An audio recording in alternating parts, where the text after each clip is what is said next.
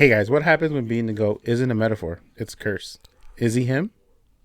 Let's get into it.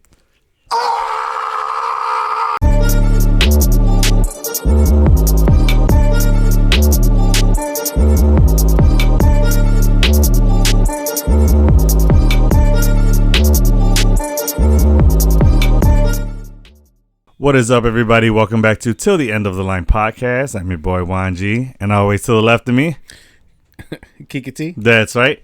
And as he said, we are going to be talking about him, the surprise film. Didn't expect it to go the route it did. I thought it was going to be more football focused, like more of a sports movie. But was pleasantly surprised that it was more of a, what you call it, thriller? Yeah, Suspense thriller. Definitely a roller coaster ride. Yeah, for sure. Jordan Peele did not disappoint. It was definitely his style of film, where it takes you on turns you weren't expecting, but it makes sense the further it goes along. Yeah, I thoroughly enjoyed it, and I am a giant fan of Marlon Wayans. Yeah, he can do no wrong in my book, and I'm going to dive more into that later. But yeah, I was glad that he was the one that they went with, and that he was. I especially like that he did this film because he was able to show his dramatic acting side, and he showed that he's not just a funny guy. Mm-hmm. He showed that he has depth and range. You know what I mean? Yeah. So we're gonna dive into that much later, but first we got a bit of nerd news for you guys.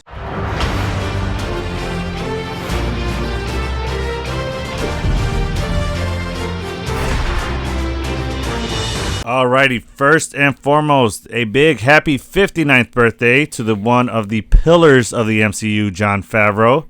Happy birthday! Hope you had a good one. We are excited for your next big project, and that is the Grogu and Mandalorian movie coming out May 2026. Think so. May or March, right? One of the M's. That sounds right. It's 2026 for sure, but we are definitely super excited. I think that's going to be one of the best films post prequel in the Star Wars universe. Mm-hmm. I'm very much excited for that movie. Next bit of news: Zendaya's gonna have a busy 2026. 5 huge projects. Yeah. What are those projects? So the drama, which is an A24 movie with Robert Pattinson. Love A24, one of my favorite production companies. And then back over to HBO Max now, right? Is what it's called, HBO Max? It's back to HBO Max. I never stopped calling it that, but yeah. It's going to be Euphoria 3, which Season 3, yeah. I've not finished Season 1. I think we only saw Episode 1, right? Euphoria? We only seen the first episode? We've seen like a few episodes. First 2, maybe 3. I only remember the first episode. But we weren't able to keep up with that just because of the content it is. We don't really have a space to watch it necessarily.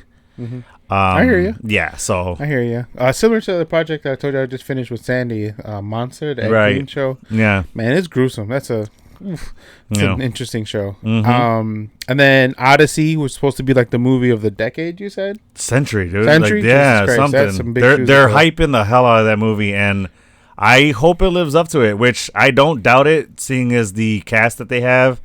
And it's a Christopher Nolan picture. Mm-hmm. He's another guy who he knows what he's doing, and he's serious about a project that he gets involved in. And he's one of the directors, and one of the reasons I respect him so much is that he doesn't put it out unless he's happy with it. Right. And unless it goes the way that he intended it to. Mm-hmm. Like, that's why Dark Knight Rises came out when it did, because he goes, we're almost done telling the story that we wanted to. We're almost there. So he takes his time. He's like James Gunn, where things have to be in order before they finish the film. He's not going to push it out just because they want it out at a certain time, whatever. Right. It doesn't go out until it's ready. So yeah, the Odyssey is looking like that's going to be his next big picture, which I'm excited for. And then after the Odyssey, it's Spider-Man Brand New Day. Yep. And then wrapping up the year, with Timothy Chalamet in Dune Part 3. Dune Ever since then, I always say his name like that now. So happy that actress or that comedian asked him to do that and was legit about like not moving past it. She's like, please do it, and then of course Adam Sandler is gonna oblige because he's a comedy genius. Yeah, and he did it, and it was amazing. Language. Yeah. For real, I cannot think of his name without doing that. Yeah. I mean, I've always liked Timothy Chalamet. Like before that happened, it's not like I wasn't a fan of him before. It's just I just say his name now. But no, now saying his name is fun. Like, you know what I mean? Like it's not like so that's exciting, man. 2026, like I said, I was telling you this before, we're going to have a good year. For 2026? 2026, we're going to have a very busy year for the podcast, and I'm excited for it. Yeah. I'm excited for it. Because it's not only, like, we have a lot of great things coming out comic book-wise, but we have a good variety of different projects that we can cover. I'm excited for it. Not just Marvel related. Exactly. That's what I mean. Comic book related. That's what I mean. Like, we have more genres that we can cover and introduce to the podcast. So I'm excited for it. Next big news: Dwayne Johnson. I fought for. Well, I didn't fight, but I really wanted to talk about this in our news because I love this. Dwayne Johnson took a pay cut, so Emily Blunt, who is his co-star in the film, could be paid more for the Smashing Machine. Right. Absolutely love that. Seems like The Rock really knows how to show the respect someone's due, and I like that his ego didn't get away because we all know Rock is known to have a big ego and things have to go his way, this and that. And I think it helped that his production company is the one doing this film, so it's like I don't know. I gained a lot more respect for the man as a person and as an actor by doing that. I thought that showed he isn't above putting someone else before him. As far as a project goes, to me that just shows that he really cares about what they're putting out and the film that they're making. No, I agree. So it's great. So much respect to Dwayne Johnson for that. And honestly, Emily Blunt deserves it. I mean, I think she should get paid what she's getting paid. You know what I mean? Yeah, she's a great actress. She's a phenomenal actress, one of the best, honestly, out there. Next bit of news: Lanterns will be really important for setting up things in the DCU. I'm excited for this series. Yes, I am too. I am liking who they cast as Jon Stewart. Oh yeah, because Rebel Ridge you told me to check out, and I'm so happy you told me to check out that film. It's a good film. It's a phenomenal film, and this guy's acting in it. I was getting like, as soon as I seen him in the film. And then he was doing the action parts. I'm like, oh, he's going to be a fantastic Green Lantern. Absolutely. Yeah, hell yeah. I'm excited for it even more now. Last bit of news. Stranger Things Season 5, which is the series finale, will take place 18 months after Season 4. And now that's going to explain why the kids look a little older than they did in Season 4. Yeah. They grew up a lot, so they got full beards, and 11 has a kid now, so a lot has happened since Season 4. So they had to do something to explain that, and it makes sense. I'm really excited to see what's going to happen in that, or like how they're going to explain what's been going on in the 18th months, because literally, if you guys remember how Season 4 ended, hell broke loose in Hawkins. Literally, the devil left hell, showed up in Hawkins kind of shit. Like, imagine what would happen if the gates of hell opened and it all came to the surface. Yikes. That's how Season 4 left off. And now it's 18 months after? 18 months after that. So I want to know, like, damn, what all happened. 11 had a kid? Oh, no. I meant the actress, not the character. Oh, I meant 11, so you know who I was talking about. Millie Bobby Brown. Millie Bobby. She adopted a baby. Oh, her and her husband adopted a baby. Yeah. Oh, I didn't know that. Big congratulations to Millie Bobby Brown and her husband for on their That's adoption. Cute. Yeah. Are you saying Bonnie or Bobby? I'm saying Millie Bobby Brown. Bonnie. Which Bobby is not her real middle name. Bonnie. She did that as her stage name because she thought it'd be funny because of the singer, the famous Bobby Brown. Yeah. So I think she just thought it would be funny. And what the heck? So I thought that was her legit middle name. It sounds like a name. That's funny. Yeah. So guys, please make sure to SLSC C. That is subscribe, like, share, and comment. Oh my god! We appreciate it. Where does he come up with this shit? I gotta switch it up because if I say the same thing every time, it's gonna sound robotic. People are gonna be like, "Oh, this part again." Oh goodness gracious! As we do with our movie reviews, we're gonna kick this thing off with the Infinity Stone ratings. Kike, for the film Him, your Infinity Stone. I liked it a lot. It's a different. I don't think we've ever seen a thriller movie. Sports movie? Yeah, that was entirely the storyline was pushed forward through a sport. Like, there's been movies where sports are playing in the background, like there's an athlete in it, you know what I mean? Mm-hmm. Like, what's the movie, The Faculty, where like those the aliens? Yeah. Yeah. Mm-hmm. They're football players, you know. Yeah. Trying to think of what else. Scream. I think something might have happened at a movie theater. I mean, not a movie theater, at a football game. You know. But like nothing like completely. It was always like the side plot, or like, right. you know, Just yeah, something or that just happened. the setting. Yeah. A high school game, homecoming game, whatever. Yeah. You know, nothing like. Yeah, it wasn't the main plot or main, you know, focus of the whole movie. And this one, I saw the previews. I'm like, what the fuck is this about? Like, what is this going to be about? The way it was set up, I thought it was a legit football movie. I thought it was a football movie just centered around two characters. So I was expecting that. And then we got what we got, and I was like, oh, this is a pleasant surprise. I was like, cool. So it's not. It's kind of a football movie. You didn't expect it to be a thriller? No. No, I'm sorry. I did, but not in that aspect. Not in the aspect that it was. Okay. Because it was a thriller, but I was expecting slasher more, not thriller in the way that it goes into kind of like religion a little bit, or supernatural. Spirituality. Yeah, supernatural thriller. I wasn't expecting that. I was expecting more slasher thriller. Okay, that's fair. Yeah. Yes. So with that being said, what's your Infinity Stone ratings for this film? I say 4.5. Okay, that's solid. All right. Okay. And for those reasons of that, it was that the sports was it was really point, good. Yeah, I don't think it's the first of its kind. So like, I'm sure if anyone would ever kind of emulate this and do something more of it, it probably could be better. But like, I would like to see other sports. Definitely basketball, I think, would play well. Baseball would be interesting. I think football works well because there's like a kind of like a cult following for the high contact aspect and the toughness aspect of it. Yeah, it plays real well. It was smart to go with football as the first one for sure. Yeah, but I think there could be a universe for this where it's centered around sports and greatness and sacrifice and stuff like that. I'm actually gonna go with 5 stones. Okay.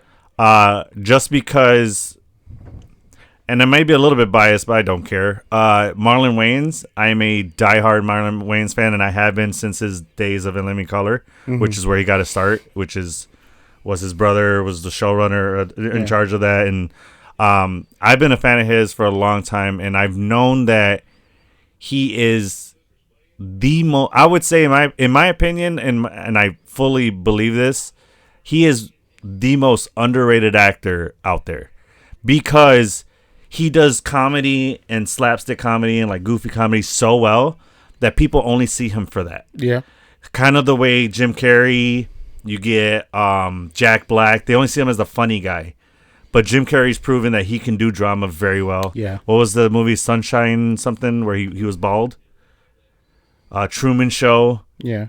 He stuff like that. So like, I've always known, and I've seen films.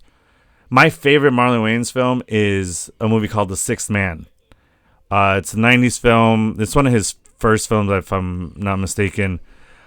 It was a comedy, but it was also drama.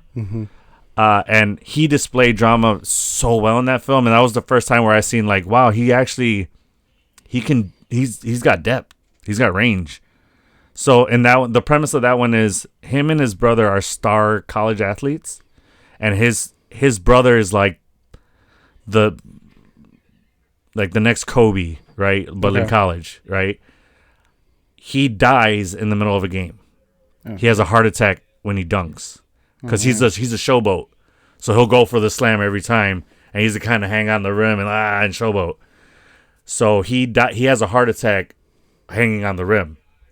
He dies, and then it's the movie centered around Marlon Wayans dealing with that, but still having to play the rest of the season. And this guy was the heart of the team. He was the star player. The team is shit without him. It's all C-list players, and he's the star. So, the best way I could summarize the movie, it's angels in the outfield, but basketball. So, the brother says, I need you. I can't do this without you. And then he comes back. The brother comes back as a ghost, but only his brother can see him. So he helps the team win, the season and get to the championship. And that's what it is. He'll go through a player and shoot the ball through them. He'll put up a block for a guy. A guy was going out of bounds. He pushed him back into bounds. Shit like that, where people are like, how the fuck did that just happen? The opposing team would shoot the ball, and he's sitting on the rim, and he's popping the ball back out. Like, oh, no, you missed. No. Goofy shit like that. Yeah, it's cool. But the movie is really, it's centered around loss and dealing with loss and moving forward. And little did I know that was something that was going to be happening to me in real life. And I think that's probably why even more now I can appreciate that movie. Yeah. And it's probably, I didn't even realize this till right now, it probably helped me with how to deal with my brother's loss. And I just didn't realize that. I just subconsciously drew back on that. Yeah. That's awesome. Yeah. So, I mean, honestly, I think you should check it out, man. Yeah. I'll find the movie, The Sixth Man. I'll find it for you. Yeah, I'll check it out. Yeah. Sure. You can get on movies anywhere. It's like $4 or $8, some shit like that, $12, something. But it's especially since I know how much of a diehard basketball fan you are, you'll really love this movie. It'll get you right here, and the love of basketball just a cherry on top. Cool. Yeah, I definitely want to check it out then. Yeah. So, producer, your stone ratings on this one?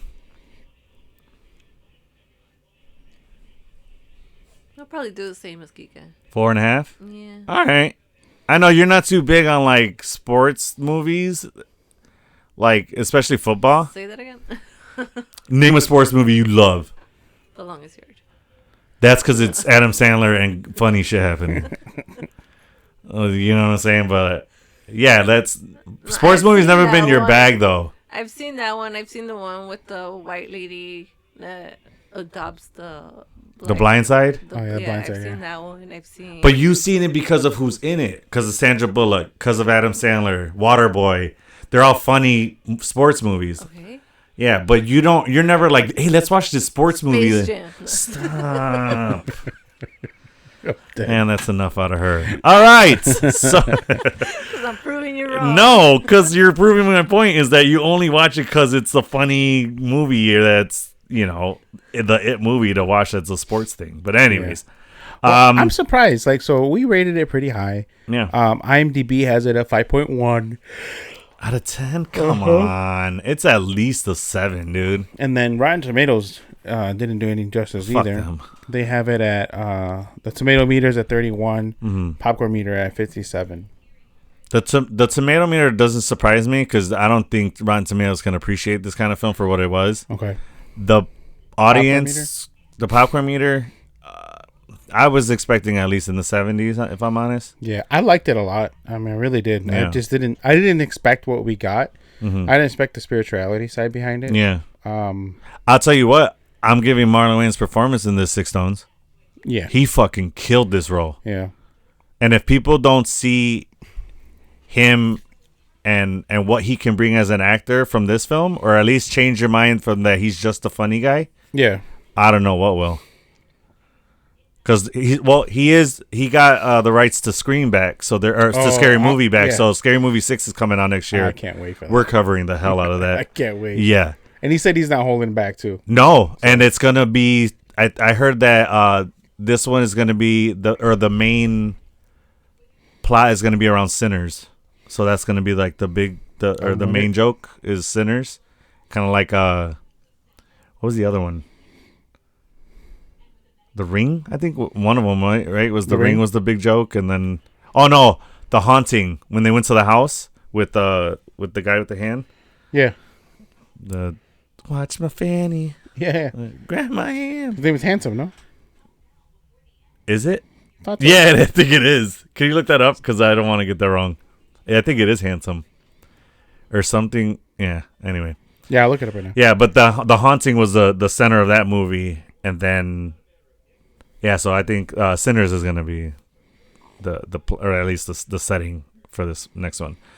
All right, so. Yeah, Handsome. It is Handsome? Nice.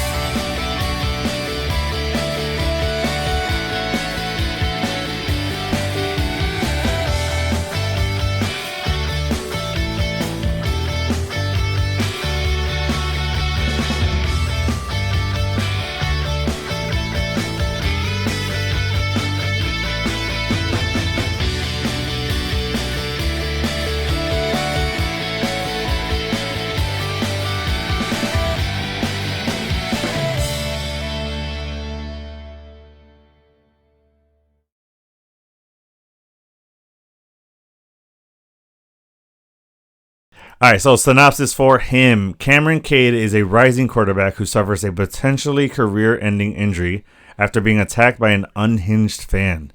Just when all seems lost, Cam receives a lifeline when his hero, Isaiah White, offers to train him at an isolated compound. However, as the training accelerates, Isaiah's charisma turns into something darker, sending Cam down a disorienting rabbit hole that may cost him more than he ever bargained for. That is hell. Like I think that's what Jordan Peele started with. You know what I mean? Like then he built the film off that. Okay. You know what I mean? That just sounds like that's something like Peele would start with. He would write that down and be like, all right, we're gonna make a movie based off this. You know what I'm saying? I don't know. It would work for me. Because I've listened to a lot of like Jordan Peele's like he guests or he'll be interviewed and stuff on podcasts. I feel like that's how he works. I don't know. I could be wrong, but all right. So opening, young Cam and Isaiah's injury. So this is a flashback, and it's the opening montage is young Cam watching his team win. Isaiah White wins a championship by scoring a last touchdown and suffers a violent injury in that moment. And in that moment, he becomes both a hero and a martyr at the same time. And then we just see on the TV him thriving in pain, injured, people on the field, and then Isaiah White or Cam watching that on TV as a young kid, and he's with his father, and his father is telling him, "You see him?" He goes, "You're going to be the next Isaiah White," and he's like, "But you got to work hard, dedicate yourself," and he's like, oh, and then he like gets religion into it, right? He's like, always keep God first and stay true to yourself. Yeah, he's like, but you are gonna be him. Yeah. And then he's like, then the boy's like, I am him. Yeah. He's like, who are you? I am him. It was really cute. Yeah, it was a really cute father-son moment. Yeah. So then Cam's father uses that, like I said, he uses that moment as a moral lesson. Real greatness is born from sacrifice. And that was a very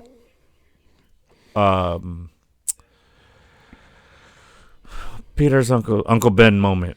I feel like with great power comes great responsibility. I feel like that was that line. Like they're like, and I really liked their version of that. Yeah, like the way that they did that. 1,000%. Yeah. So later we find out that the father is dead, and this becomes Cam's emotional wound, and Cam carries the weight of that legacy. So he wants to make his father proud, and he wants to take care of his family. It's just him and his mom now. And now he has a fiance or girlfriend? I'm not curious. It's a girlfriend. I don't think it's fiance. Yeah. Not yet, right? No. He has does he ask her to marry her? No.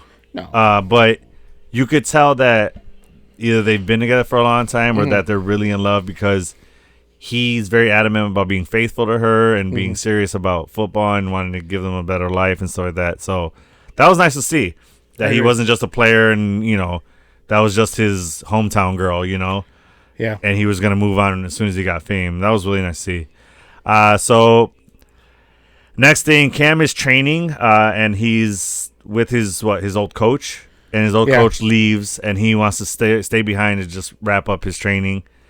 So he's preparing for the NFL Combine at night, and he's practicing on an empty field. Well, you missed also. Now he's kind of famous D1 player or whatnot. But everybody sees him as the next big thing, right? But then we also find out that his father passed away. I said that. Oh, did you say that? Yeah. I mean, that went right. Later we find out his father's dead, and it's just him and his mom. Literally, just went right over my head. Sorry. No, good. So, he's practicing at night, and then out of nowhere, he is attacked by someone wearing a goat mask. Yeah, like costume type shit. Like it was very the Purge style get up to me. Oh yeah, absolutely. And he just was attacked. What was he hit with, like a bat in the back of the head, or was it? No, it was like a mallet of some sort. He turned him around and hit him, right? No, he was bending down to get the ball.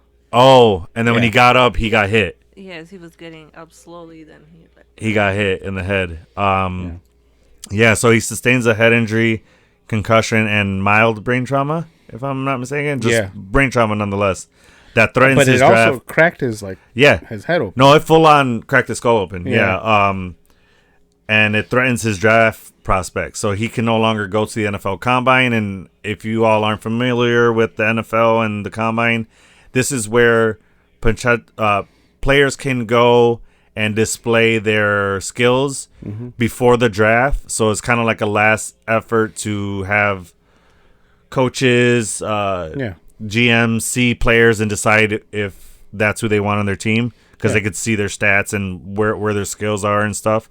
That the Combine is really important for those that aren't going to be drafted first round. Yes, that don't have a really good name for them.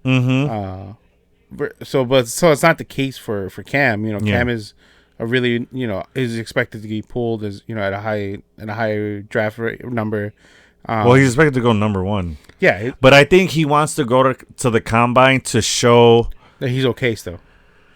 No, I meant like he was preparing for the Combine so that he can show his skill to the entire NFL, not just who's interested like from his college. You know what I mean? Not just like scouts. He wants to show the entire NFL his skills with all the other players that are going to be in the draft. Like he wants to show his skills against theirs in real time.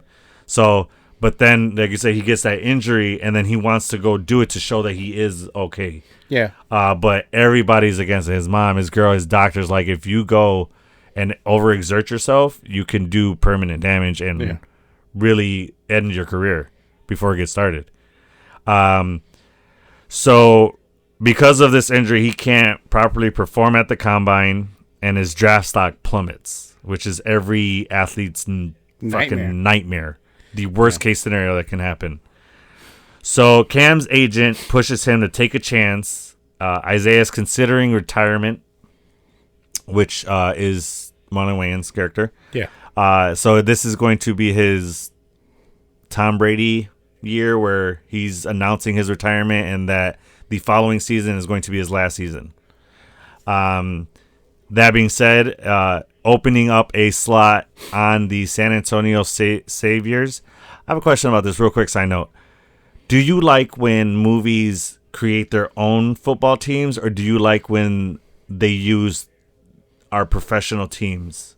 I think it depends because of the direction and the spirituality of this movie. Oh, they most definitely can use NFL teams. Correct. But no, I'm saying you personally, do you like when a movie uses real teams or makes up their own?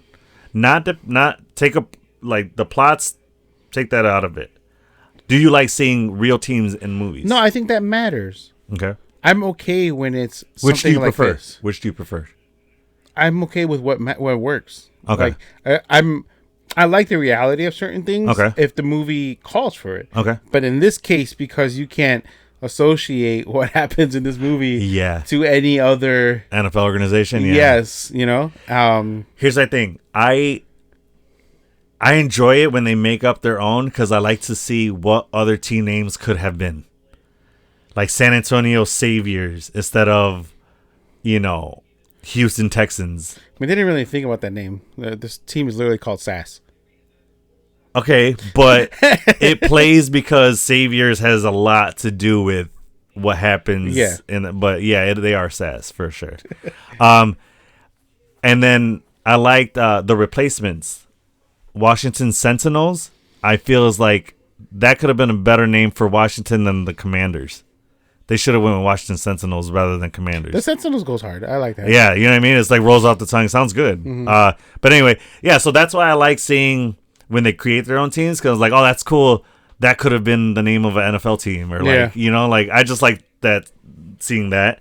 But I do like NFL Draft. Did you see that movie? The Draft, sorry? Mm-hmm. With, was it Kevin Costner? No. I don't know. I think it is. Look up for me, The Draft. Okay. But it's a movie solely about the NFL Draft. Oh, our boy Chadwick Boseman's in it. He plays the number one draft pick the big draft pick that everybody wants. Draft Day? Draft Day. Sorry, that's what it is. Draft Day. Oh yes, I did see this movie. That's one of my favorite football films, and there's no football in it. It's Correct. all about the draft day. Yeah. It's so fucking good. Yeah.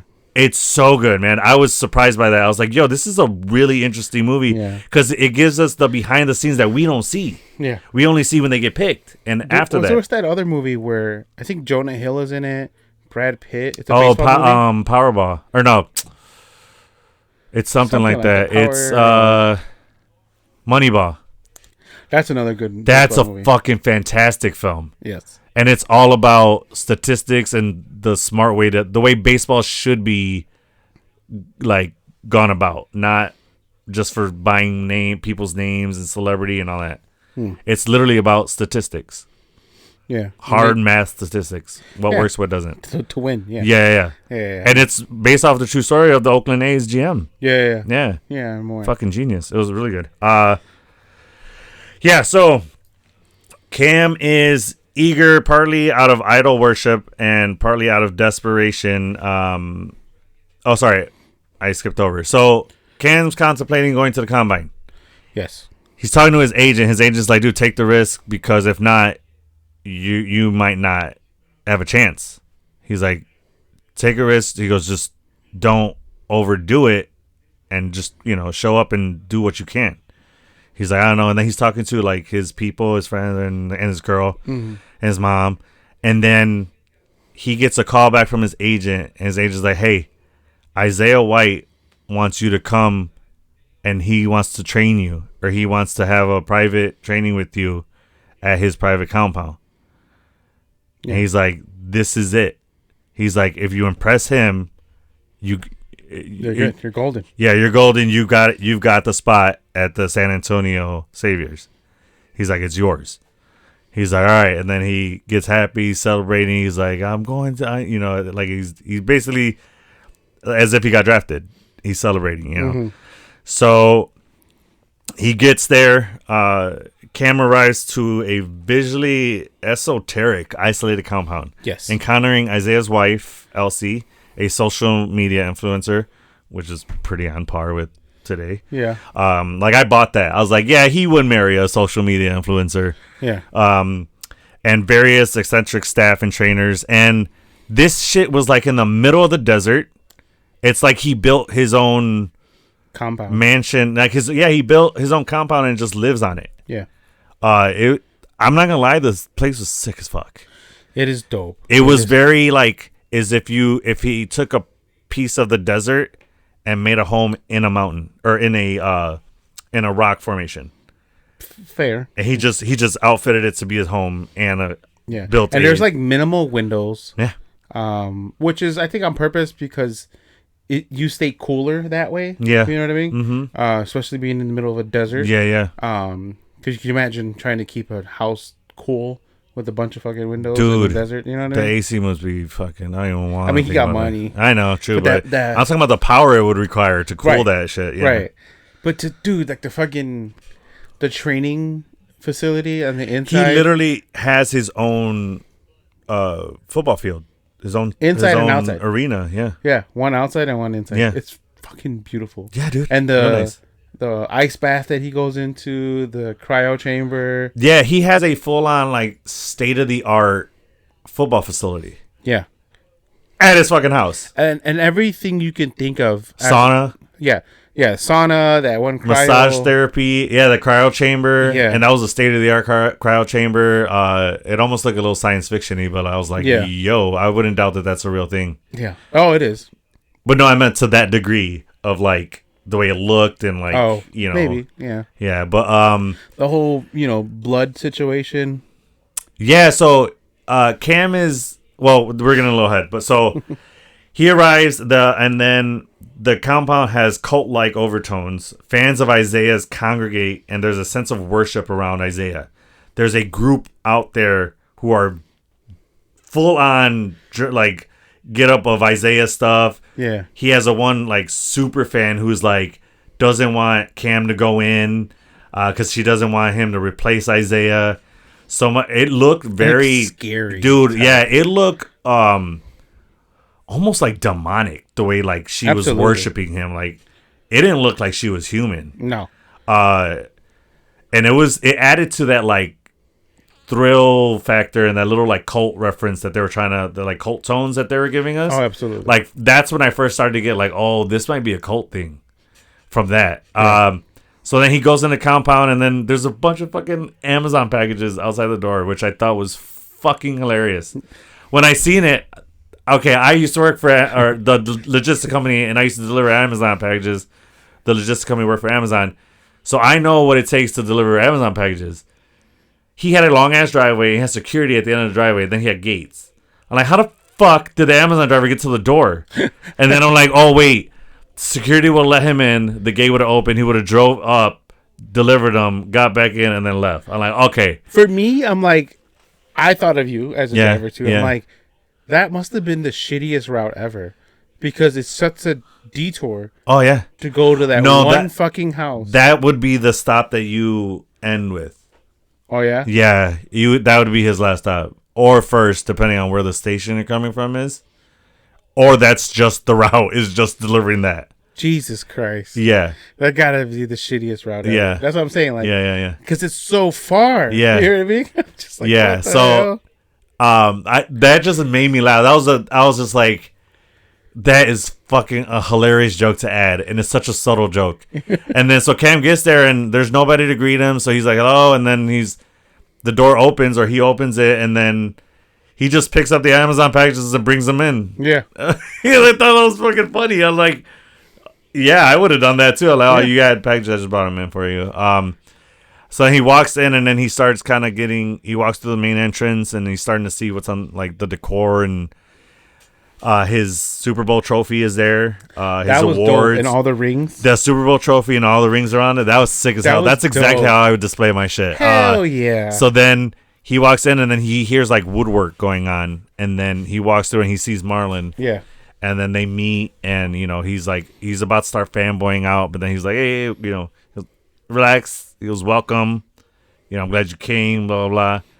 And then he kind of gives him the little spiel about why he had him come, and it was pretty cool. I mean, the meeting was very innocent. It was very on par with, like, what a mentor would do when meeting you. Like, and kind there was of warming. no like, it didn't feel sus at all. Yeah, at all. It was whatsoever. A total like. It felt warm. Like it felt like inviting and like all right. So after the welcome, Isaiah says that there are some rules that he has to follow while he's there. Mm-hmm. No phone and very limited contact with his friends and family. Yes. So that his focus is 100% on the week football. and football and his mentoring. So he breaks it down that every day is going to be focusing on different aspects of football and different physical trials. And then Cam begins the regime. The first day is the fun day. So they have a bunch of fun. They hang out, shoot the shit, really just bond over, the fact that this thing brought them together, their love of football. They just bro out. Right. And it was pretty cool to see. It was fun. So like I said, each day focuses on a different training. First day was fun. And then as each day progresses, the training gets more intense, more in depth and specific. No, like the levels heightened each day. Fair, yeah. So after the fun day, he goes or is this when they go in and he sees the facility for the first time? They do the physical, right? Yeah. Before the fun day. Is that right? Yeah. So he goes and he meets his medical team. Can you give me the name of the actor who played the doctor, please? The doctor? Yeah, I think it's a comedian. Is he? Yeah. He looked a little different, but I do this sometimes where I mix people up because they look similar. He meets the doctor, and the doctor's like, all right, well, we got to give you your physical before you start the training. So he stands Talk about Marco? Jim Jeffries? Jim Jeffries. That is him. All right, so it was Marco? the comedian. This dude is hilarious, and really, his comedy is very like he doesn't hold back, and it's very like he gives you his 2 cents and he's not sorry about it. Fair. But his shit makes sense. It's not just for joke's sake. I'm gonna send you one of his specials. You'll like it. Okay. And I thought that was him, so I'm glad I was right. So I like to see him. He gave a good performance too, and I like to see that he's not just a funny guy too. Like, he's not just comedy. Yeah. He can give some good, depth and emotion. He can act, is what I'm saying. He can act for sure. But like, what a lot of people don't realize is that, like, you made a comment about this earlier about like Marvin. He is known for being this goofy character always, but for the most part, in order for you to be pretty funny, you kind of have to have a dark, like a kind of a trauma. You have to have some trauma. You have to have some like dark mindsets of certain things that you talk about, and unfortunately it's just kind of, you get funny because you poke fun at, you break those boundaries and you're not scared to make the joke that no one else is making. And often that comes from, like you said, a place of trauma or some pretty, crazy experiences that you've lived through. And I mean, I'm not surprised that, Marco's character is a comedian, and he did a really good job in there too. And you're talking about Jim Jeffries? Yeah. Yeah. So there's an old saying, like, comedians can be serious actors, but serious actors can't be comedians. Oh, 100%. So, like, it's that whole thing where, like, you learn to deal with your trauma with humor, and that births a comedy side, or that births you being able to be comedic. Yeah. And it's not, you can't do that in reverse. You know what I mean? Like, you can't. Typically, no. Yeah. So, I mean, if you can, I mean, I'll bar to you. But, yeah. So, like I said, so he goes and he does a physical, and they're like, all right, we need you to disrobe. And he's in the middle of the field, in the middle of the facility. Yeah. Everybody's around. The medical team's there. So he's like, we need you to disrobe. And he's like, he thought it was a joke. And they're like, no, seriously, I got to do the physical. So he takes off his clothes and then gets butt-ass naked. And then they do the physical. And Marlon's talking to him the whole time about what's going to go on the rest of the week and what's expected of him and what he's going to put him through. And they finish the physical. And Jim Jeffries' character, what's the character's name? Marco. He goes, all right, the physical's done. and I'm going to need you to put your fucking underwear back on because I've been very uncomfortable and you didn't have to be naked for the physical. And then he's just like, and he pulls up his underwear. I'm like, what the fuck? I'd have been like, what the fuck? Why didn't you tell me that when I pulled down my underwear, you dick? I just had my dick out all the whole time. Like, what the fuck? They look at that it was, too. Like, yeah. Apparently, he's, I'm guessing, well hung because they were like, all right. Like, they didn't have a problem with it. But I'm like. Well, doesn't he make a joke? He's like, disrobe. He's like, well, you got a little dick? Yeah. So I think that's what made him think. Marlon, too, he was like, I got a little dick, so what? Like, yeah. Fucking, he says that? He says something to that. Like, so what, you got a little dick or whatever. He's like, something like that. Does he? I don't remember. Yeah. But I think that's what made him think that, okay, cool, I got to take it all off. Yeah. Because. Yeah, so. I think that was just like to bust his balls. Like, that's what we're saying. Yeah. To see if he'll actually take out his dick. Like, yeah. Oh my god, he fucking did yeah. it. And they're like, oh shit, now it's awkward. Yeah. He's like, oh shit, he did it. I didn't think he was going to do it. So that was the first, like, that to me, that was the funniest fucking part of the movie.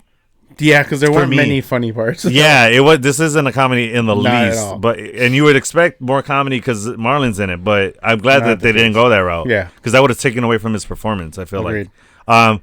So then it breaks down, and we start getting into it, and each day focuses on a different aspect of being a professional athlete, and football specifically, being a quarterback specifically. Yeah, he basically takes him through the training that Isaiah went through, his training, and I want to talk about one specific day. It was a day where they were doing drills, and it was to practice Cam's release time, and what that is from the moment of hike of the time you get rid of the football. Yeah.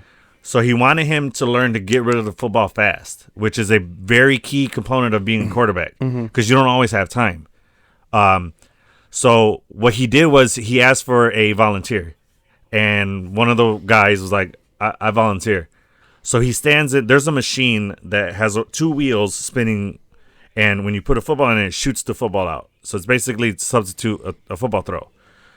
So the guy stands in front of it, and they turn on the machine, and the wheels are spinning fast. So he's like, hike. Isaiah's like, all right, start the drill. He goes, hike. And then Isaiah gives him the ball. He turns around. He throws it. Does he miss the first time? Or no, he completes it. He completes it, but it's like not that fast. Yeah, so he's like faster. So then he hikes, and then he throws, and he misses. And the wide receiver misses. So when he misses, the guy behind the wheel puts a football in it, and it shoots it straight into the guy's face. Yeah. And he gets knocked down. He's bleeding, and he stands up, and he has to stand up, and he stands up right in front of the machine again. And then every time he messes up, they turn the speed up. I thought dude was going to die. His face, I thought he was going to talk about a cracked skull. His whole face, I thought was going to be split in half. Because he was getting nailed with a football, I would imagine, 70 miles an hour at the least? Roughly, somewhere around there. And it's a rubber football with a point that's being flung straight, 5 feet from your face? Yeah, dude. No more than 5 feet. Yeah. He was really close. Yeah. And Cam fucked up a few times. And the pressure was starting to get to him. And that was scary to see him push through that pressure. Like, it was to test him, too, whether what he does he let that tear him down, or does he fight through and bounce back? Right. And once that happens, he goes to the guy to kind of like apologize or whatever. And the guy gets up and starts laughing, and then he's good. And I'm like, what the fuck is happening? These guys are crazy. Yeah, I'm like, dude, what? I'd have been fucking traumatized after that. But and then is this the same after that drill? Is that where he runs the ball to the guy because the guy tackles him, right? And he's like, what the fuck? This is practice. Why are you hitting me hard? And no, that's the next. That's the next day, right? That's a different drill. Yeah. Okay, because then Cam, he still has a fracture. Oh, dude, we have to talk about this real quick.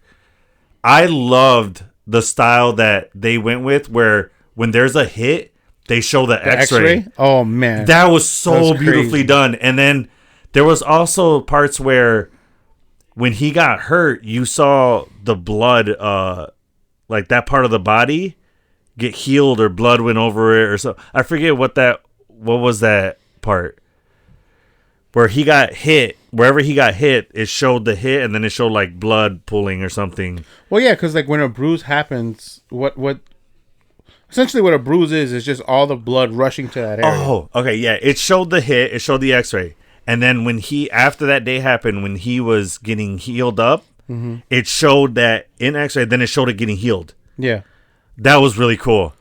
And I want to know, what did you take from that? What did that symbolize to you? Did that symbolize like hard work and like dedication, or did that give you more of the like cult tones to it? Like, oh, there's a supernatural element here healing him, because there's no way he can be healed that fast.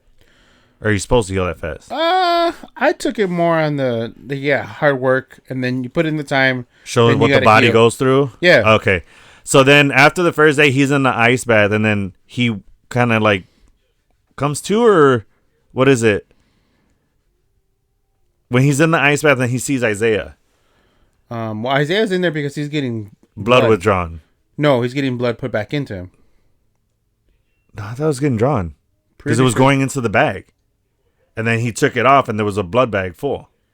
Oh yeah, and then he tells him, "Oh yeah, I do this on days where, I'm not feeling good, or I'm hungover, and I need a quick bounce back."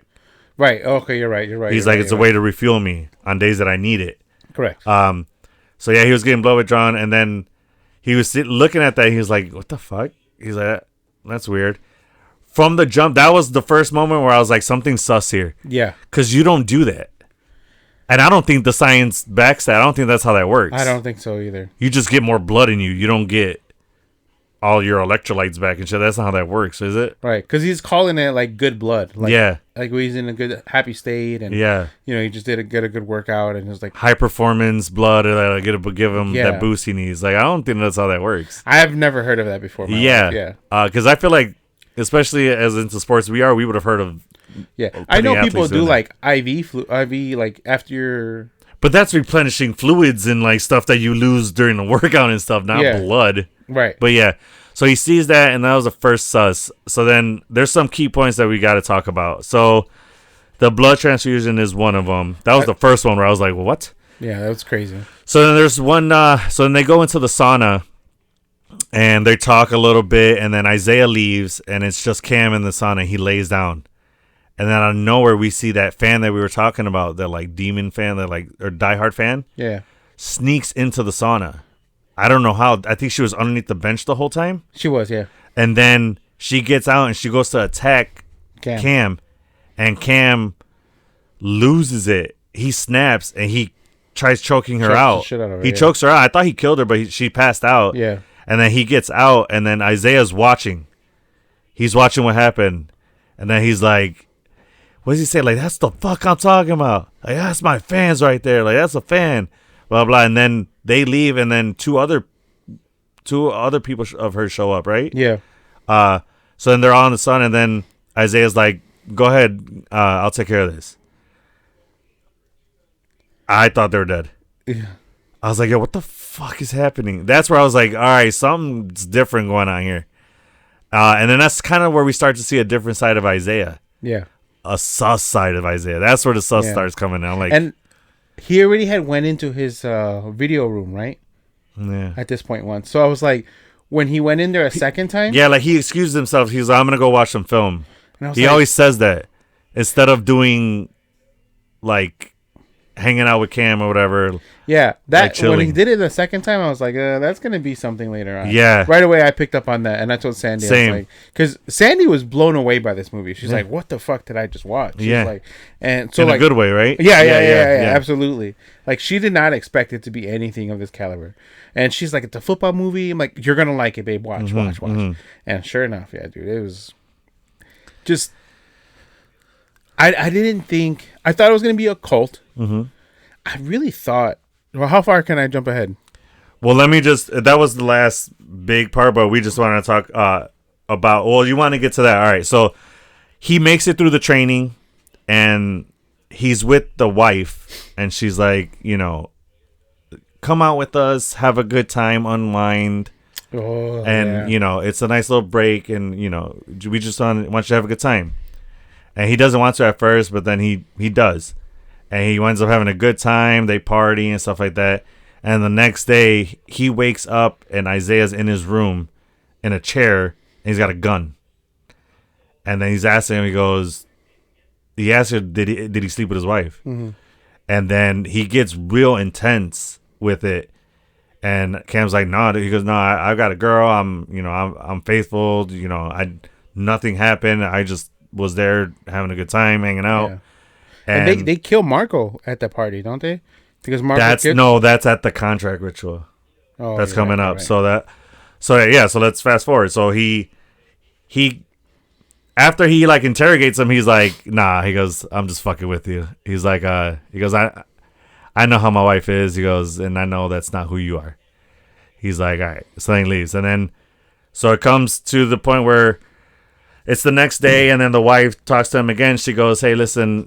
She goes, you should come to this meeting that we're going to have. And she goes, I don't want to give too much away, but they want to talk to you about offering you a contract. And then he's like, well, all right, great. So he goes, and then when they get there, he meets with Marco, and then Marco tells him, run, basically. He literally says, run. And then he looks at him like, what? He's like, and then he leaves, and then the wife gives Marco kind of a look, like, seriously, did you really just say that? And then he goes to meet with the, I don't know, GM, I guess? Yeah. And the wife, and they're going to offer him a contract. And then, or no, he sees the head of Marco, right? Yeah, he does. And then there's like, this is the offering, the sacrifice, and his severed head is like in a plastic lined room. Well, that's when he's already all drugged up and everything. Yeah, he's pretty. He like goes to a room to escape, and then that's when they see like plastic all over, and then he sees Marco. Like, yeah. So then he goes. Oh yeah, then he goes to the contract signing. That was before.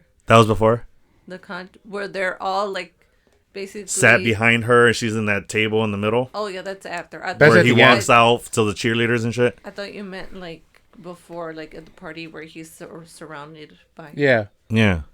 No, yeah, I'm talking about what you're talking about at the party. Yeah, at the party, like the nightclub situation. Yeah. Yeah. Where they're celebrating, having a good time. Yeah. That's where he gets drugged, is what you're saying. Yes. Yeah. Oh, yeah. Yes. He gets drugged, and then what? He wakes up in that plastic room, or he goes to a room. He gets like kind of disoriented, and he goes into that room to kind of like almost gain consciousness, but he doesn't.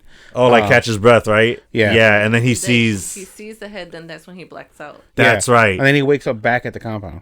Yeah, and then in an ice bath, if I'm not mistaken, right? Yes. Yeah, you're right. Connected to an IV drip, and it has Isaiah's blood in it. Yeah, so it's that bag of blood that we saw earlier, and he's being infused with Isaiah's blood. Yeah.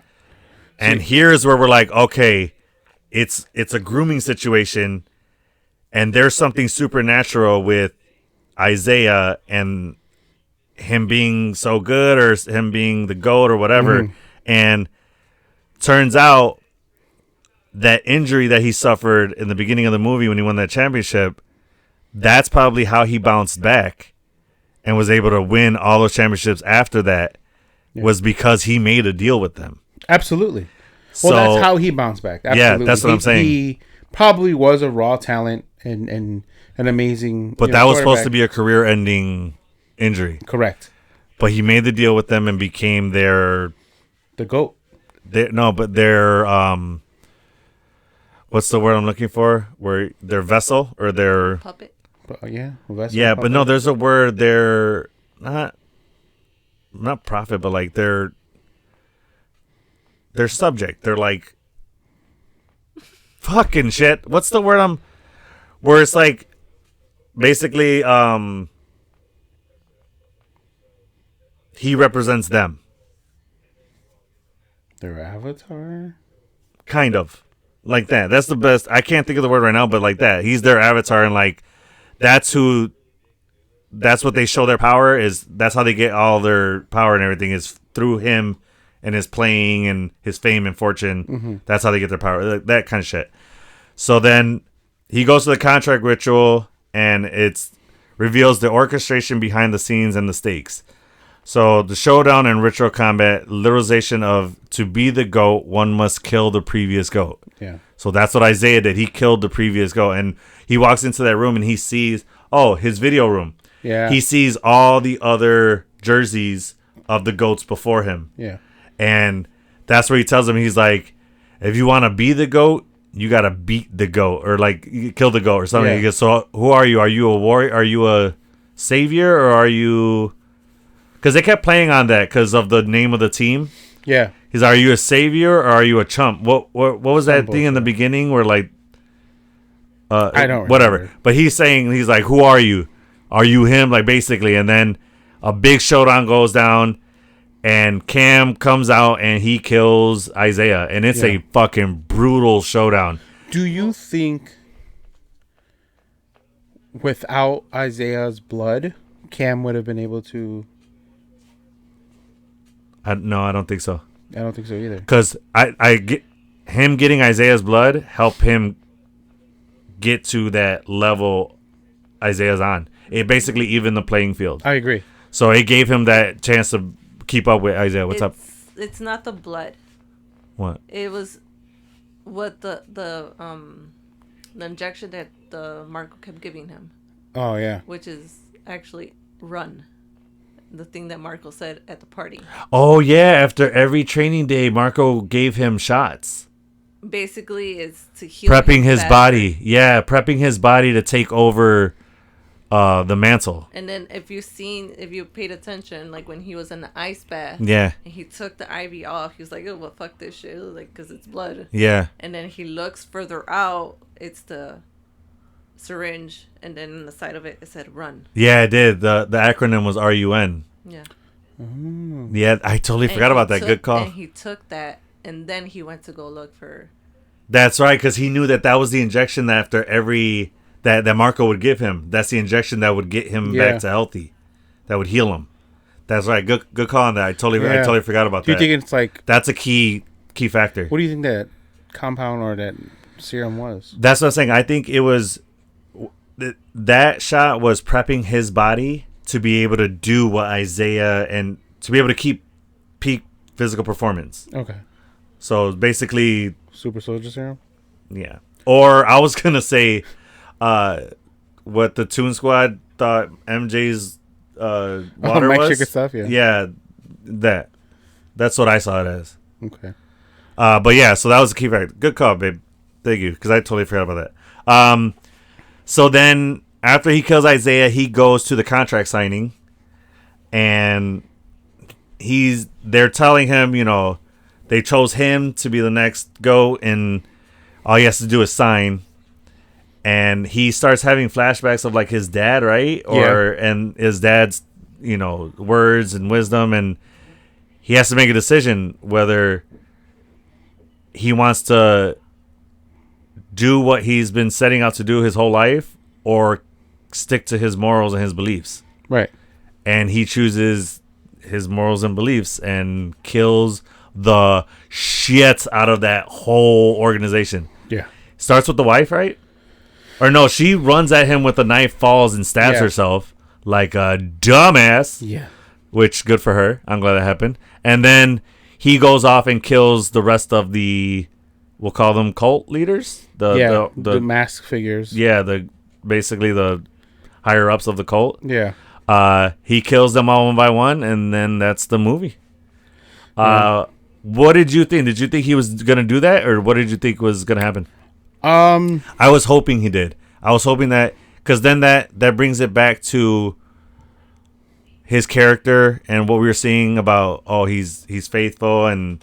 He was always wearing that cross. Family was important to him. Yeah, he never took off the cross. The cross. Yeah, and it really helped cement like that. His father instilled good morals in him, and that he respected and cherished his father's teachings. Yeah. So him taking that route and declining the offer of what he dreamed of and what he was working his whole life for. I love that, and I'm glad that because it could have easily went the other way. Yeah, because I mean, there's a lot of people that are these puppets, you know, in music industry, and entertainment industry all around. Yeah, all around, and like, quite literally, a lot of them say that they sold their soul to the devil. You know, we have all these like Illuminati stories and all that stuff. Yeah, and for him to just persevere that and hold his core values at, you know, on his chest, and fucking slaughter everybody the way he did. It was pretty cool. It was nice to see. It was brutal, man. It was so gory. I loved it. I'm not gonna lie, I loved it. It was sick. Some of the kills he did, I was like, "Yo, that's awesome." Yeah, and just to see how it all happened. I like the symbolism that it was good triumphing over evil. Yeah, it was very much he was, kind of like Archangel, or like the angel Michael. And he would come down to vanquish evil and on God's behalf. Like, am I saying the right angel? Is it Michael? Yeah. The one that fell from heaven? Yeah. No, the one that God sent. That, okay, the thing about the exorcism, a priest didn't exorcise the exorcist. It was actually, there was a figure, I think the statue of the Virgin Mary that the saint came out of, or the angel Michael, I think, came out of and killed the demon. That's how the real exorcism happened. But they didn't do that in the movie. They changed it. Yeah, I know what angel you're talking about. It is Michael, isn't it? Supernatural. Wasn't that the one that worked with the brothers? Wasn't it his name Michael or Gabriel? It's Gabriel. Maybe it's Gabriel. I don't. It's one of the. Anyway, an angel. I felt like he was an angel of God in that moment, and he was vanquishing demons or evil, we'll say. That's how I took it. I saw it as that. What, this movie? The end, when he's killing the cult. Oh. I saw it as a symbolism. No, it is for Michael. That. You're right. Michael the Archangel. Michael. I was right. All right. Yeah, you're right. Yeah, so that's what I saw that symbolizing. I don't know if I'm alone in that. I mean, what did you take from that? I liked it, the spirituality of it, the good one. And he was really the only good person in that whole I like that he didn't let his idol influence him or change him in that week. Yeah, often people are easily influenced when you meet people. Especially when it's somebody you idolize, a hero of yours. Yeah. Since a kid, he looked up to this guy. Absolutely. So, yeah, that speaks a lot to his character. But I'm sorry, go ahead. What were you saying? No, I agree. Like, it spoke a lot to staying true to who you are. Yeah. That's a moral that I carry often. Like, I'm the same person. I treat everybody the same way, whether you're my daughter, my son, my fiance, podcasting partners, friends, work. Like, I just treat people on the same plane my whole life. And to see him do it spiritually, and not waver at all. Yeah. Like, I don't think there was ever a point in this story where I felt like he's going to essentially go to the dark side. Yeah. Like, I never really thought that. Same. Like, his morals were always super strong. Yeah. And, even when, he was drunk and, he was high and at the party. Yeah.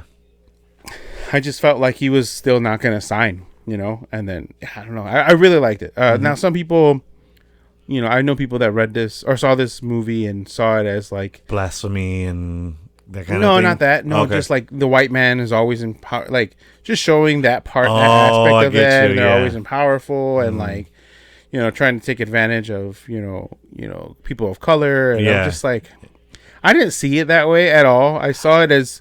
I could see how it comes off like that, but I don't think that was the intent. I don't think so either. I think that's more like the mentality of the person that they'll take it that way. But if you're just there to watch the movie. Yeah, I agree. I agree.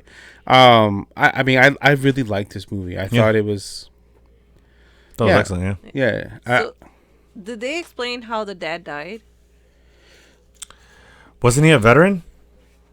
So he was a veteran, right? He died in war. I thought maybe it's like his dad sold his soul. Well, I figured because he was very family and religious guy that he was stopping them because he was friends with all them that were there in the table at the club. so he was friends with all of them. So it's like the dad knew what their intentions were with his son. And so I feel like he was trying to stop them, and then that's why he died. Do you think they killed the dad so that they can get to him? Yeah. I like that theory a lot. Whoa! Oh, we found out. We forgot to say, the cult was the one who sent the fans to injure him. Yeah. To get him to go to the compound. Yeah. To stop him from going to the combine. That's why they did it, so that he wouldn't go to the combine and other teams wouldn't go after him. Yeah. Which is they were fucking crazy. Everything from the jump. They were grooming him from the beginning. Yeah. That's why I feel like they killed his dad. Yeah. But am I wrong in that? Am I thinking of the wrong thing? Wasn't there a picture of his dad in a military uniform? Well, that could have just been a cover story. No, I understand that, but wasn't that what they were trying to say, that he died in service? He died like during his something military like service? Yeah. I thought that's what I saw. At the end, so me and Sandy had the conversation. I was like, so did the dad sell his soul or like give his life for his son to have this glory? That's how I kind of took it at first, but I wasn't sure. Okay. And that's why I wanted to chat with you guys about it. Okay. Like, I like that theory, though, that they killed the dad so that they can get to him. Because the dad was going to be the one, if anything, to stop that from happening. Yeah. For sure, 100%. Just like you and I would do. Yeah. We are, come hell or high water, we're stopping our kids from going down the wrong path. Passed away from a seizure. Oh. So then what was... Resulting from epilepsy. Uh-huh. Which he suffered from. Oh, okay. So that could have been the cover story. But... So then was it just him in a suit and tie? I could have sworn it was him in a military uniform. A picture of a military uniform on the mantle. Well, the son was in the... Cameron was in the military. And then he... he was in college. I thought he was in the military before he became a football player. No, he was in college. He wasn't in the military. He was in college. They were recruiting him from college. This movie gave me very American Horror Story. Okay, you watched that. I didn't watch that show, but you were deep into that show, right? Okay. Yes, and exactly how it played was out from that way, beginning to end. That's how most of the episodes or seasons are in American Horror Story. So do you think that had a reason why you liked it so much? Because you were like familiar with that kind of, or that you were into that kind of show already. So like, this is just a movie version. Yeah. Nice. All right, so that was the movie Him, our review on it. Let us know your guys' likes, dislikes. What are some things that you all seen that maybe we didn't discuss? Or some things, some symbolisms that you took from it that we didn't. Or if you agree with us, let us know. Comment down in the comment section. So we're going to have a little bit of fun. As we said, we started into this whole drafting. We're really liking it. It's a lot of fun. And we love it that you guys are participating. Keep that up. We absolutely love to see your guys' teams that you guys come up with. It's a lot of fun for us. So thank you for doing that. So today we're going to do, oftentimes, there's a lot of fantasy football drafts, especially, during the football season, basketball season. Yeah. There's fantasy football drafts where you could pick players from different teams and create your own team. Now we are going to do that today, but a nerd version, obviously. We are going to pick 7 players, and they are 7 superhero or villain characters to be on your football team. Okay? 7 players. And now these 7 players are going to play both offense and defense. It's kind of a like pick-up football game style thing. But just bear with us. So it's a 7-man team that we are drafting.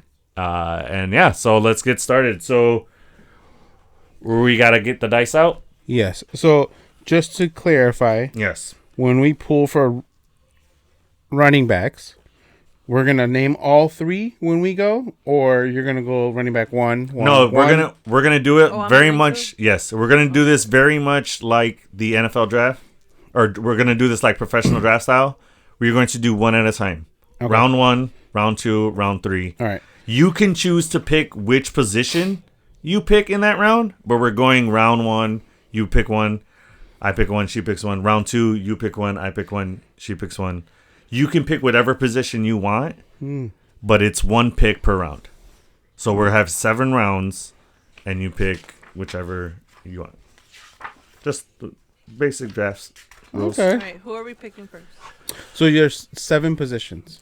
And so you're picking 1 quarterback. Obviously. 1 running back, 2 tight ends. You want to just copy it this way? There you go. Kike, while she's doing it, you want to get the dice app out? And you guys, of course, can play along. But remember, wait till we finish our picks, because you cannot pick any player that we pick. That is the rule. A raw? That's a rule. The raw. The rule. That's the rule. The raw.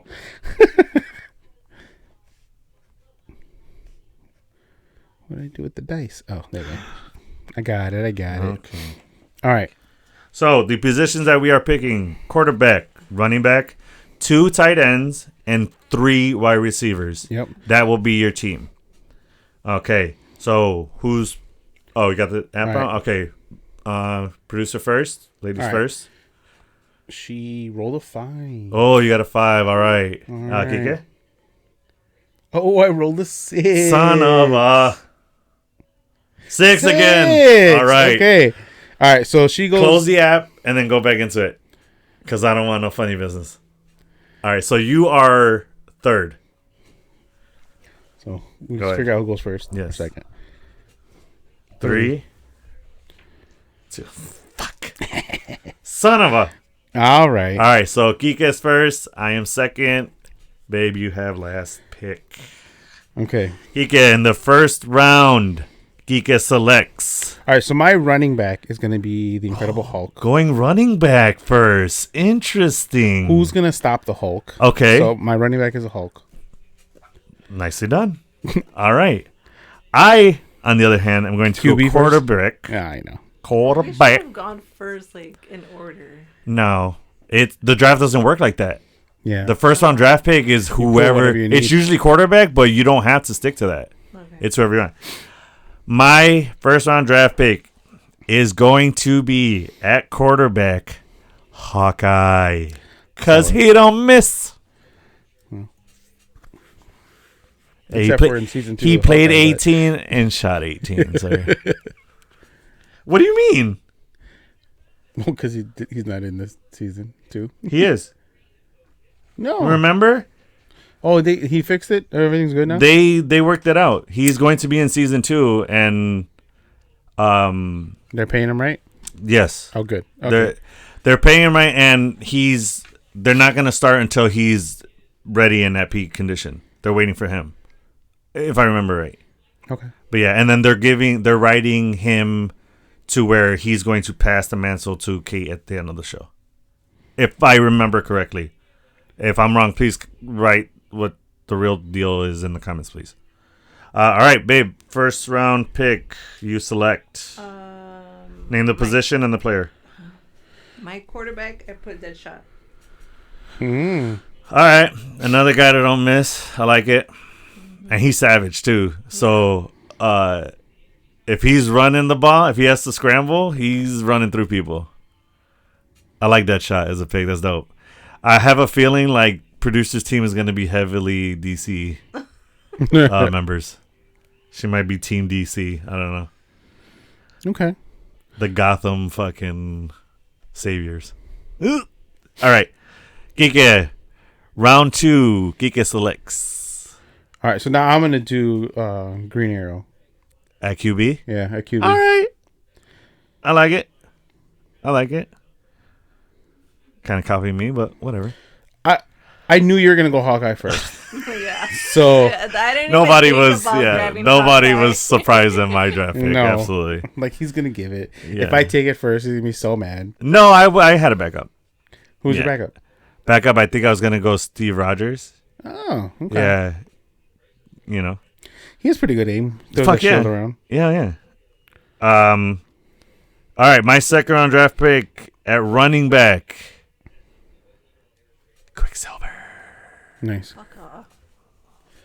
I almost went Makari, but I'm like, no, I picked her last time. Who's gonna? I mean, running back for me. I love Hulk. He's fast. He's that's your like Jerome Bettis. Yeah, I fuck with it. That's a solid pick, dude. Hell yeah, I like it. What I would do is I would draft the Thing as my middle linebacker to fucking go against that. He's the only one stopping the Hulk. Yeah. Or at least being able to keep up with him.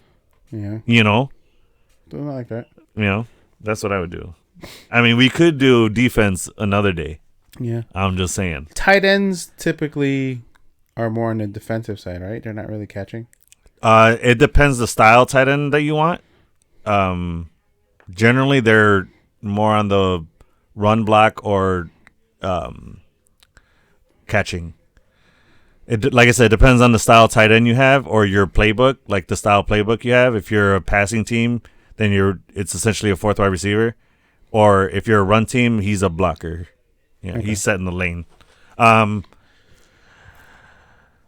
Producer, your third pick in the second round is running back Flash. Nice, you took it. Was anybody surprised that another DC member was drafted? I don't know. I mean, who called that? Told you. She's going all DC, dude. I promise you. All right, Kike, your third round draft pick. So my first running back is going to be Colossus. No, you have a running back. I'm sorry, wide receiver? Wide receiver. You're going Colossus, a wide receiver? Slow ass receiver. I'll do tight end then. Tight end? Okay, yeah. That makes sense. Yeah. I'm like, what the fuck are you doing? He's going to be slow as hell. Yeah, you're right. He's not going for the deep ball at all. No.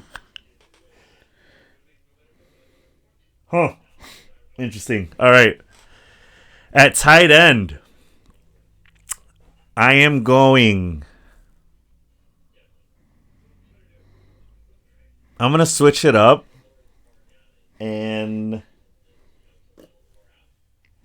Colossus is a solid pick. Who do I want?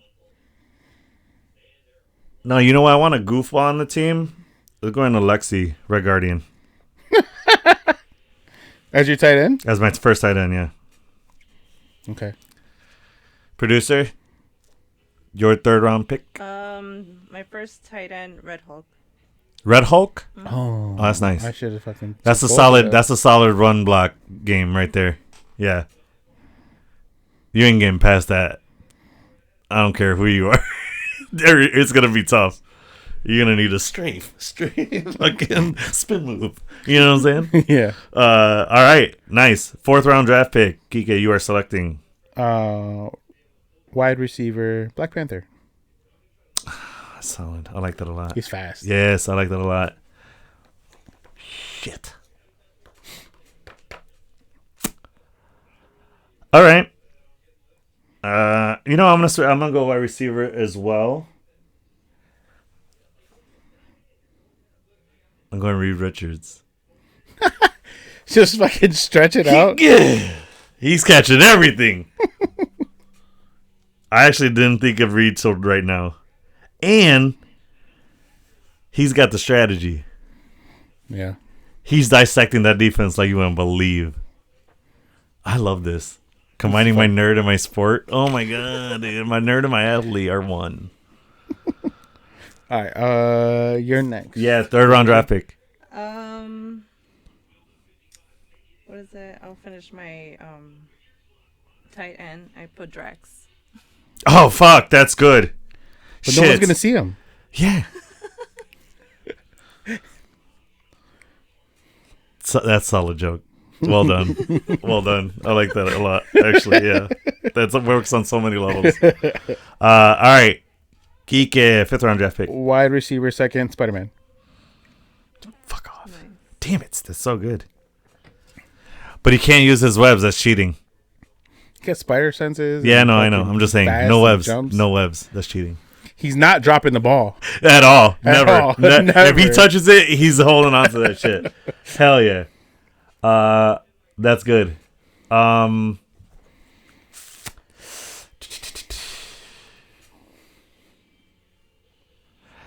You know what? Second tight end, Frank Castle. Punisher. Really? Yes, sir.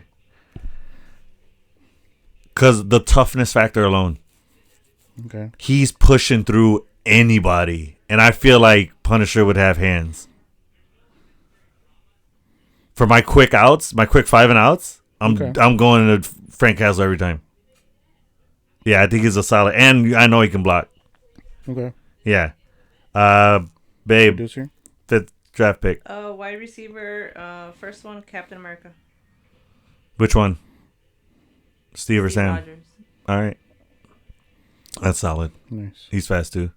So my second tight end is gonna be Thanos. Son of a bitch. I was waiting for that. I was like, when is he calling Thanos down? One more pick left. Yeah. One more. I got 2. Oh, dude, M'Baku would have been. Yeah, I know. M'Baku would have been a solid tight end. Oh, he would. Oh, I messed up. I think. Nah, I'm alright. Who do I want as my wide receiver? I know I'm missing somebody.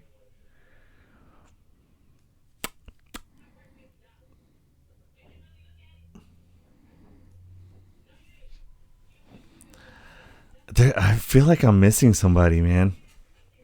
Not Shuri. Oh, second wide receiver, Miles Morales. Oh, nice. I got the youth. I got that fucking that speed. That he's the young rookie who's and he's catching everything. Yeah. And he's got the agility. He's got that fucking parkour. You know what I'm saying? He's getting there. He's the one who's slipping defenders for sure. Man, him and Peter Parker matching up against each other. He's catching the ball and getting those extra yards. Yeah, he's and jumping off of helmets. Hell yeah, you know what I'm saying? Yeah, that's who I was missing. That's who I was forgetting.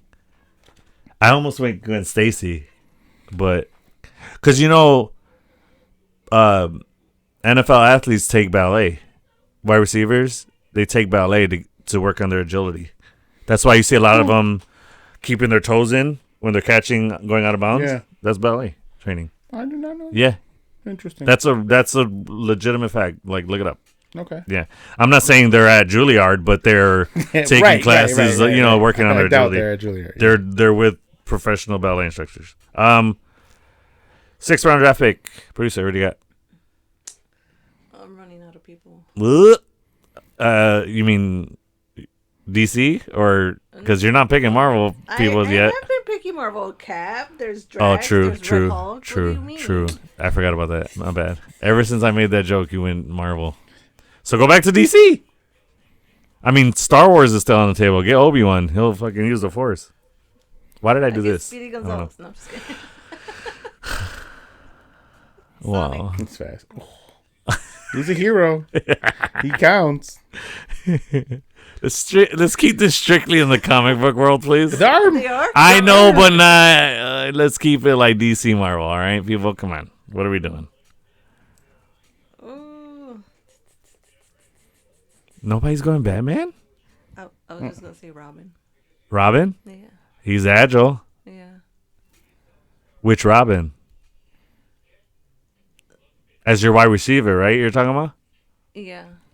Which Robin? Because he was in the circus. So I would go Dick Grayson. Yeah, that's probably your best bet because the other two are short. Yeah. Or just go Nightwing because he's at his peak when he's an adult. Yeah, that's true.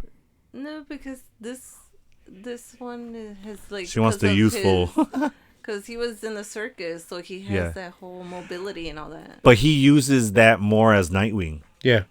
He uses his agility and his circus training more as Nightwing. Nightwing. Yeah. Well, don't just say Dick Grayson. Fuck it. Yeah. Why pigeonhole him to a title? Dick. Pig and Dick. Sir, your final draft pick of the Nerd Fantasy Football. Silver Surfer. As your third wide receiver? Mm-hmm. He's fast as fuck. But he can't use the surfboard. Why not? Because you're playing football. You can't. Of him.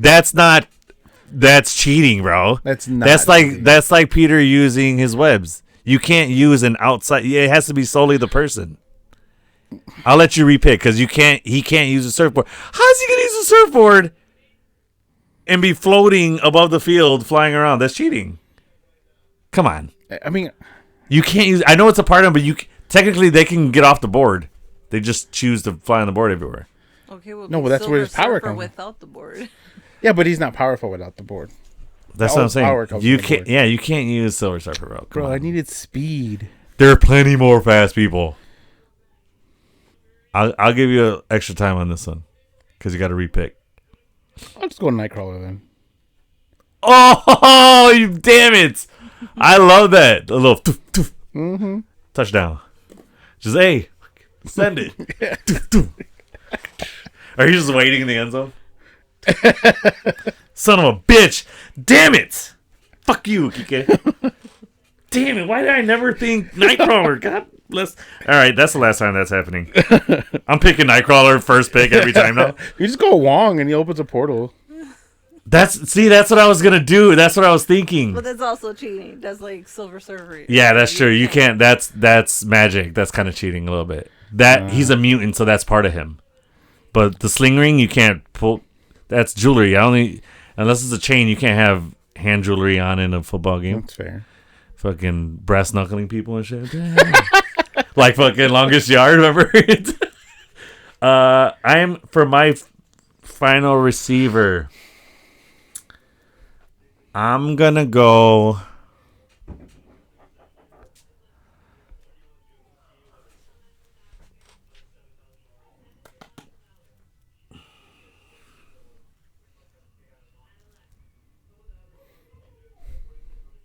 I'm going Shang-Chi. Oh. Okay. He's quick. He's agile. But obviously no 10 rings. Just Shang-Chi. Because look what he did on the bus. Mm-hmm. He's got hands. He's got agility. He's got hand-eye coordination like crazy. Mm-hmm. Yeah, Shang-Chi, my final receiver. Okay, my last one, Wolverine. Yeah. Okay. I was debating on using him. I see him more as a running back, but okay. All right. a little catches the ball. Catch the ball. It's a little over him. So he just yeah.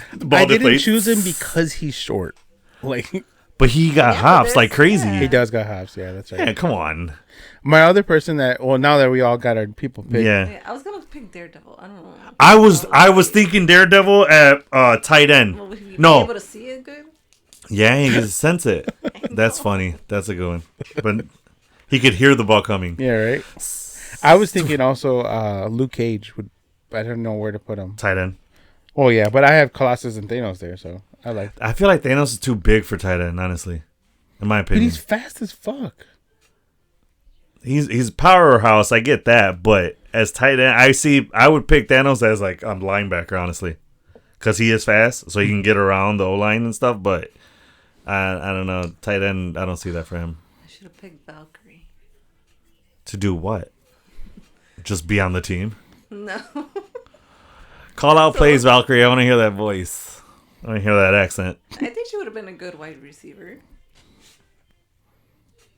Sure. Valkyrie's she'll be good at anything. Yeah, we didn't pick Thor, Captain Marvel. No, because they're powerful, but they're not fast. They need to use their powers. Marvel. Yeah, but she uses her photons to be fast. She's not quick like running and shit.